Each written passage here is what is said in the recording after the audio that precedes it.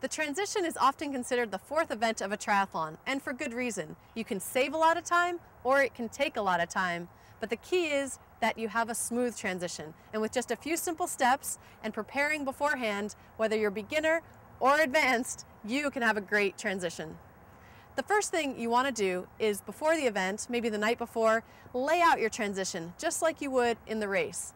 What this will do is, because there's many parts to it, as you can see here behind me, as we'll see later, you want to make sure that you have everything you need, but also you want to orientate yourself to how it's laid out so that in the heat of the moment during the race, in your transitions, you're real familiar with where everything is and you can get in and out as quickly as possible. It's a great idea on race morning to bring a pump with you so that when you're leaving your car, before you get to transition, you can top off your tires instead of scrambling in the transition area like a lot of people do to pump up their tires. Another thing you want to do before you get into transition area is hop on your bike one last time. First, to make sure it's in the appropriate gear that you're going to need as you get out of transition, and to make sure that everything's working properly. Now we're going to take you through the layout of the transition area just as you would set it up on race day. First thing you want to do is rack and secure your bike. It sounds easy, but when these racks get a lot of bikes on them, they can become unstable. So just take care and put it on there nice and sound. Now, we talked about you putting your bike in the appropriate gear for when you leave transition. So I'd take a second look and just make sure that the chain here is on the inside chain ring and that you're in one of the middle cogs in the back. That'd be a good option for you to get out of transition, no matter what the road's like. Next, I want to check that my wheel is spinning freely through the brake calipers. As you can see, this one is. If by chance it wasn't, I just come up here, make a slight adjustment to the brake caliper as needed, and make sure once again that it's spinning nice and freely. I want to put my water bottles that I have in the water bottle cages here on the bike, whether you have one or two. As you can see, we've got the helmet set upside down on our handlebars. These are aerodynamic bars, so it's really easy to set the helmet as it is. If your bars aren't quite like that, you might have a little more trouble getting such a stable place to put your helmet. You can try, and if you do find one, that's great.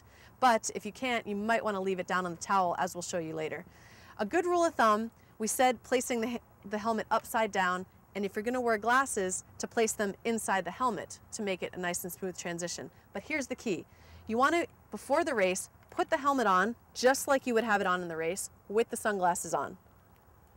That allows you to then take the helmet off, upside down, and the straps kept on the outside, nice and tangle-free, and put the glasses in just as you would put them on oppositely. So again, as it's sitting, once you come in from the swim, you're going to be able to put the glasses right on and slip the helmet on without any tangling of the straps and click through, ready to go.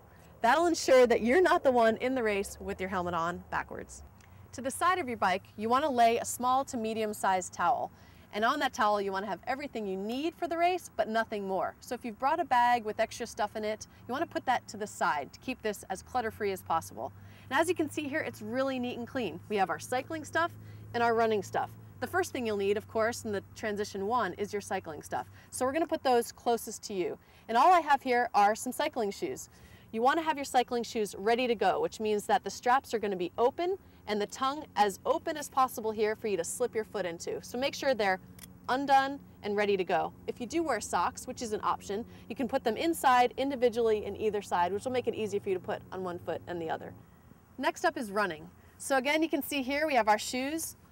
We want the tongue open and the laces as loose as possible so you can slip your feet right in. And what I would do is take those shoes and actually practice one time before I get in the race that the laces are as I need them and my feet slip right in. I'll put them on my feet, take them off so I know they're ready to go. Put them to the side, and underneath, as you can see, I have a couple things. If you're going to wear a visor or a hat, you want that under there. Your race number, which is on a race belt, and any energy or nutrition you might need to. And as you can see, I have them all nestled within each other, which is a great way. You want to put them under your shoes and your shoes on top. So when you come in for your transition, you're going to put your shoes on. If they're on your feet, you can take with one hand all those three things and run with you. And it's really easy to stick your hat on, put your race belt on, and keep your nutrition with you as you're running out of transition. And that's that, a triathlon transition. As you can see, we kept it clutter-free and as simple as possible. That's a key point, just to keep it nice and simple. Run through the transition a couple times in your head before the race, or actually do it to practice. It's a great idea, especially for your first transition.